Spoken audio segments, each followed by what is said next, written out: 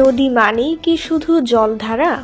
যদি নদীর বুকে কখনোই পানি না থাকে তবে কি তাকে নদী বলা যায়? রাশিয়ার উরাল পর্বতমালায় রয়েছে এমনই এক নদী যেখানে পানির বদলে বয়ে চলে শুধুই পাথর।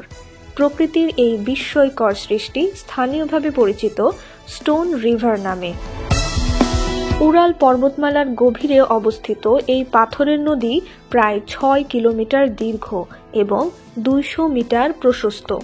হাজার হাজার বছর ধরে জমে থাকা বিশাল আকৃতির পাথরখণ্ড একে নদীর মতো আকৃতি দিয়েছে।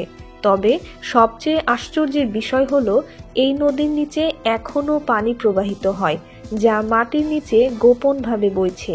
বিজ্ঞানীরা মনে করেন হিমবাহ গলনের ফলে এবং দীর্ঘদিনের ভূকম্পনের কারণে পাহাড় থেকে গড়িয়ে আসা পাথরগুলো এমন নদীর মতো ছড়িয়ে পড়েছে।